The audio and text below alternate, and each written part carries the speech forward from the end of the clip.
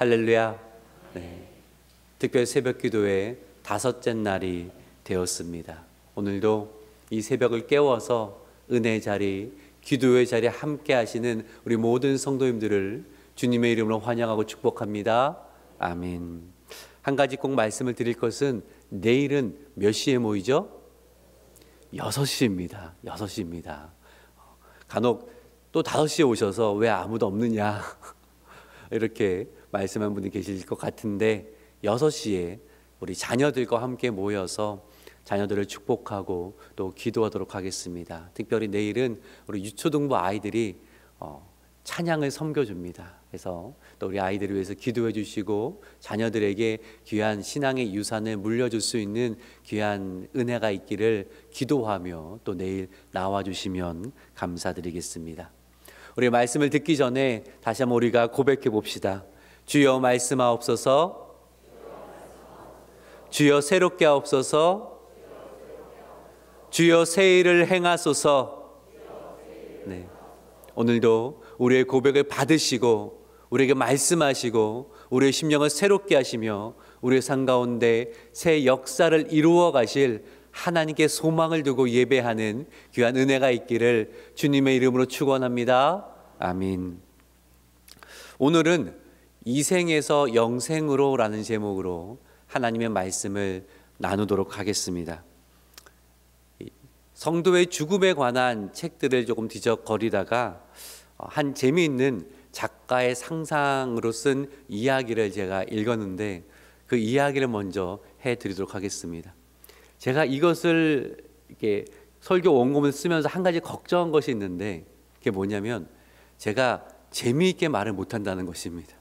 어릴 때 들었던 말은 너는 참 재미있는 이야기를 재미없게 한다. 네. 사실 위주로 전달을 하거든요. 그래서 재미있게 전달될 것 같지는 않지만 한번 이야기를 해드리도록 하겠습니다. 모태 안에 남녀 쌍둥이가 있어서 함께 대화를 나누고 있었습니다. 여자아이가 이렇게 말을 합니다. 난 출생 후에 삶이 있다고 믿어. 그러니까 남자아이가 단호하게 말하는 거죠. 아니야, 이게 전부야. 여기가 아늑하고 좋아.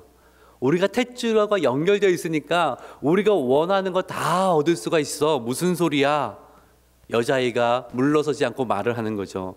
아니, 이 어두운 곳 넘어 분명 밝은 세상이 있을 거야. 자유롭게 움직일 수 있는 세상, 빛이 있는 세상이 분명히 존재할 거야. 남자아이는 또 대받아치려 이야기하죠. 그건 너의 상상일 뿐이잖아. 너 본 적 없잖아. 여기가 전부라니까. 여자아이가 아무 소리 않고 있다가 다시 조심스럽게 이야기합니다. 사실 난 엄마가 있다라고 믿어. 이제 남자가 화를 내는 거죠. 야, 엄마라니 너 그거 본 적 있어? 본 적도 없으면서 여기가 다라니까. 너 왜 자꾸 이상한 소리를 하는 거야? 여자애가 난처하지만 확신이 있으니까 한 번 더 이야기를 하는 겁니다. 너 이 안이 가끔 꽉 조여오는 것 같지 않아? 그때는 좀 불편하고 고통스럽지? 그게 우리를 새로운 세상으로 맞이할 준비의 과정이라고 나는 생각을 해. 시간이 지나면 우리는 엄마의 얼굴을 볼 수 있을 거야. 더 아름다운 세상으로 나아갈 수 있을 거야. 이제 남자애가 대답도 하지 않는 겁니다. 터무니없는 말 언제 끝나나 대꾸도 하지 말자. 그렇게 이야기가 맞춰지게 됩니다. 이 이야기가 우리의 인생과 참 닮았다라는 생각을 하게 됩니다. 많은 사람들이 이 모태 그 남자 아이처럼 말을 합니다. 눈에 보이지 않는데 무슨 소리냐? 하나님이 어디에 있느냐? 천국이 어디에 있느냐? 이 눈에 보이는 것이 전부라고 그렇게 이야기를 합니다. 하지만 성경은 분명히 말씀하죠. 이 생이 끝이 아니라 이 생을 넘어 영생이 있습니다. 쌍둥이 중 믿음의 눈을 가진 아이처럼 우리는 보이지 않지만 하나님을 믿고 하나님의 나라를 바라보고 소망하는 사람들입니다. 육체의 생명이 다하는 순간 그것이 끝이 아니라 하나님이 예비하신 영원한 영광의 나라로 옮겨질 것을 우리는 알고 있습니다. 그리고 지금의 고난이 있더라도 지금의 삶의 여정이 어떠하더라도 분명한 사실은 이 생을 넘어 영광으로 영생으로 나아가는 준비의 과정인 것을 우리는 확신하고 있습니다. 사랑하는 여러분, 하나님은 우리를 이 생을 넘어 영생으로 인도하시는 분이십니다. 그러기에 오늘 말씀을 통해서 우리의 시선이 잠시 머물 이 생에만 머물러 있는 것이 아니라 우리가 영원히 거할 그 처소로, 우리의 영광으로, 우리의 영생으로 우리의 시선을 옮겨가는 귀한 은혜의 역사가 있기를 주님의 이름으로 축복합니다. 아멘. 헨리 나우엔이 이런 말을 했습니다. 한번 잘 들어보십시오. 자신의 죽음과 친해지십시오. 자신의 죽음과 친해지십시오. 죽음은 사람들은 말하기를 꺼려합니다. 특별히 나의 죽음에 대해서는 더더욱 말하기를 꺼려합니다. 사랑하는 가족이 중에 한 사람이 죽음이 다가올 때에 가족들은 그 이야기를 말하려고 하지 않습니다. 그렇죠? 이런 경우도 있습니다. 연로하신 부모님이 암 진단을 받으셨는데 이제 살 날이 많지 않다는 의사가 그런 이야기를 했습니다.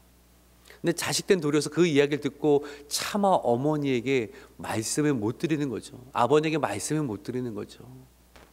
혹시나 상심하지 않으실까? 이걸 어떻게 이야기를 해야 되는가? 우리는 죽음과 좀 친해지기 참 어렵습니다. 근데 헨리 나우엔은 자신의 죽음과 친해져야 합니다라는 말을 합니다. 왜냐하면요, 성숙이라는 과정 가운데는 친해짐이 참 중요하다는 겁니다. 친해짐이 중요하다는 거예요. 우리는 대체로 밝은 면에는 잘 친해지려고 합니다. 성공한 거, 기쁜 이야기, 우리가 인정받은 이야기, 이러한 기쁨이 가득한 밝은 면과는 친해지기가 쉬운데 우리의 어두운 면, 실패나 상처나 두려움, 또 죽음과 같은 그런 어둡다고 생각하는 것과는 친해지려고 하지 않습니다. 근데 진정한 성숙은 밝은 면뿐이 아니라 어두운 면을 회피하지 않고 통합적으로 받아들일 때에, 그때에 진정한 성숙이 일어나게 된다라는 거예요. 가만히 생각해 보십시오. 우리의 인생에서 성숙되는 과정은 어떤 과정입니까? 우리가 좀 우리가 친하지 않았던 우리의 상처나 실패나 어두웠던 약점, 연약한 점, 그것을 내가 인정하고 친해질 때에, 그때 우리는 깊은 이해와 성숙이 있었다라는 거예요. 저도 그러했습니다. 한 가지 설교를 준비하면서 떠오른 사건이 있었습니다. 제가 아기 때, 1살 때 아버지가 여의고 이제 이모님 가정에서 생활을 하게 됐잖아요. 제가 이모님을 엄마라고 처음 불렀던 계기가 있습니다. 어떤 때였냐면 친구들이 집에 처음 놀러 왔어요. 그때 이모라고 부르지 않고 처음으로 엄마라고 불렀습니다. 왜일까요? 나의 제가 생각하기에 어두우면 상처를 친구들한테 보여주고 싶지가 않은 거예요. 어릴 때이기 때문에 그 아버지의 부재라는 사실과 친근해지지 못했던 겁니다. 친하지 않아서 늘 멀리하고 숨겨야 되는 그러한 이야기였던 거예요. 제가 언제 그 상처에서 자유롭고 성숙해 갈 수 있었는가? 그 사실과 친해질 때였습니다. 그것을 받아들이고 인정하고 그 가운데 하나님의 은혜와 감사를 깨닫게 되었을 때 저는 성숙할 수 있었다라는 거예요. 상처란 게 그런 거죠. 상처와 친해지지 않으면, 과거의 상처와 친해지지 않고 그것을 외면하고 그것과 멀어져 있으면 계속 그것은 나의 상처로 또 다른 형태로 드러나게 되는 것입니다. 하지만 그 상처와 친해질 때에, 인정하고 받아들일 때에 비로소 우리는 성숙되어지고, 또 그 모든 과정이 우리를 조금 더 주님을 닮아가게 하는, 주님의 뜻을 드러나게 하는 그러한 은혜의 과정이 되어진다라는 거예요. 죽음도 마찬가지라는 겁니다. 죽음을 두려움의 대상으로만 여기면요, 죽음을 말하기 어려운 그런 거리끼는 존재로 그렇게 여기면 늘 죽음으로 주어지는 그 은혜와 복을 누리지 못하고 살아갑니다. 하지만 죽음을 하나님이 준비하신 영원한 삶으로 옮겨지는 관문으로 볼 때에 우리는 죽음과 친해질 수 있다라는 거예요. 죽음은 끝이 아니라 우리에게 새로운 시작이 될 수 있다라는 것입니다. 54절을 보니까 이 비밀을 아는 바울이 다음과 같이 고백을 합니다. 우리 54절의 말씀을 같이 한번 읽어볼까요? 시작. 썩지 아니함을 입고 이 죽을 것이 죽지 아니함을 입을 때에는 사망을 삼키고 이기려고 기록된 말씀이 이루어지리라. 아멘. 고린도전 15장은 부활장으로 불립니다. 특별히 바울은 몸의 부활에 관해서, 육신의 부활에 관해서 말씀하고 있습니다. 예수님의 죽음과 부활은 영의 죽음과 부활이 아니라 그 몸이 죽으시고 그 몸이 부활하신 사건이었습니다. 그렇죠? 실제적으로 제자들은 육신의 예수님, 부활하신 예수님을 만났습니다. 도마는 그 옆구리의 상처, 손의 상처를 만져보았습니다. 부활한 예수님은 제자들과 함께 먹고 마시셨습니다. 육신을 갖고 부활을 하셨습니다. 육신의 부활이었습니다. 근데 그 육신은 그 전의 육신과는 좀 많이 달랐습니다. 영광의 몸이었습니다. 바울은 우리 성도들이 우리의 부활의 첫 열매 되시는 우리 예수님을 따라서 그 예수님의 부활에 참여하게 될 거라고 말씀합니다. 즉 예수님의 몸의 부활에 우리도 참여하게 될 거라는 거죠. 우리의 육신이 죽으면 흙으로 돌아가고 시간이 지나면 썩어서 사라집니다. 하지만 끝이 아니라는 거예요. 주님 다시 오시는 그날에 우리는 부활의 몸으로, 영광의 몸으로 덧입게 된다라는 거죠. 하나님 나라에 적합한 몸으로, 영광의 몸으로 덧입게 된다라는 것입니다. 우리 주님 말씀 고린도전서 15장 43절과 44절의 말씀을 저와 한 절씩 교독해서 한번 읽어보겠습니다. 욕된 것으로 심고 영광 것으로 다시 살아나며 약한 것으로 심고 강한 것으로 다시 살아나며 신령한 몸으로 다시 살아나나니 육의 몸이 있은즉 또 영의 몸도 있느니라. 아멘. 바울은요 죽음을 심는 것에 비유를 합니다. 씨앗을 땅에 심으면 그 씨앗은 죽지만 새로운 생명의 역사가 나타납니다. 우리의 육신 땅에 묻히는 것은 끝이 아니라 시작이라는 거예요. 뭐라고 말씀합니까? 욕된 것을 심지만 영광 것으로 다시 살아난다. 약한 몸을 심지만 강한 몸으로 살아난다. 썩을 몸을 심지만 썩지 아니할 몸으로 다시 일어날 것이다. 이렇게 말씀을 하는 겁니다. 옛날에 어릴 적에 혹시 그 놀이 해보셨습니까? 그 흙을 쌓고 두꺼봐 다들 아시는군요.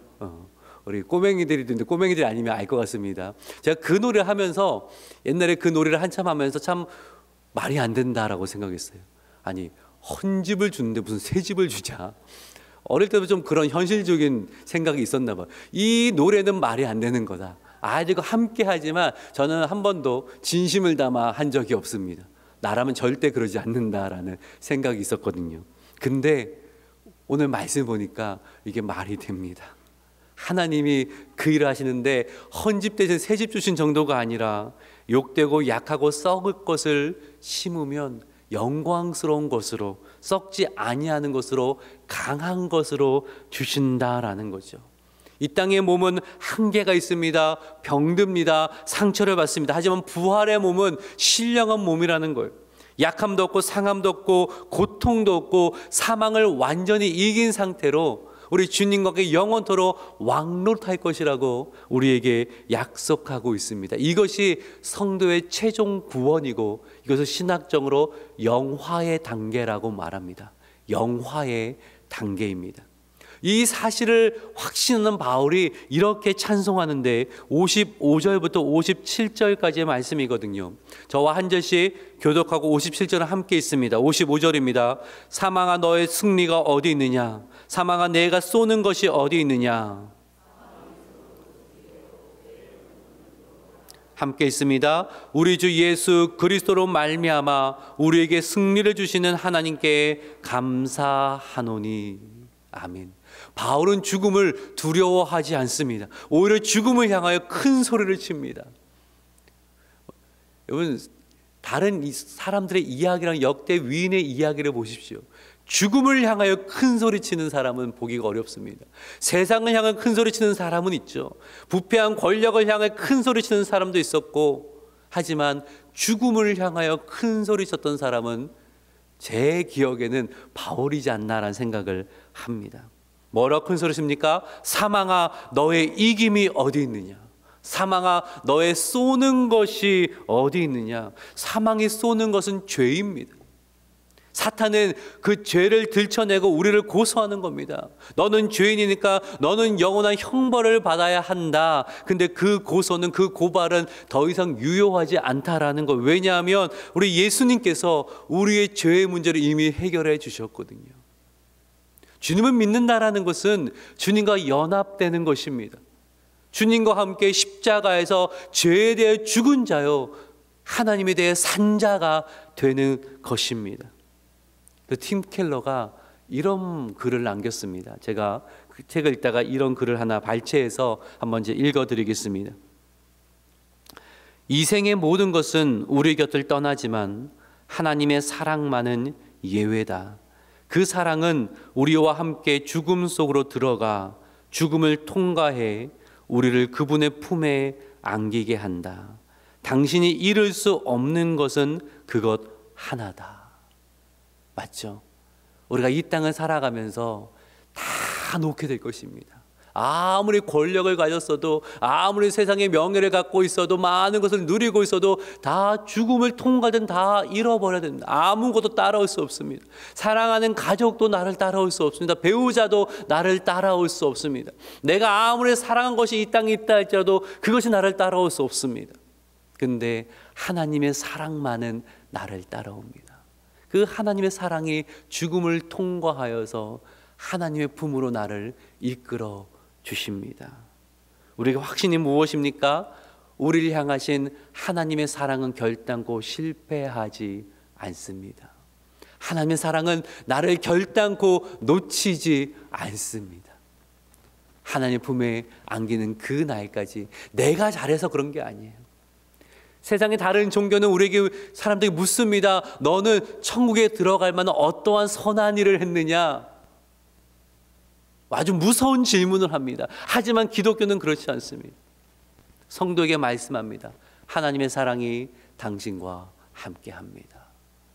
하나님의 사랑이 당신이 죽는 그 순간에도 함께합니다. 하나님의 사랑은 언제나 우리와 함께합니다.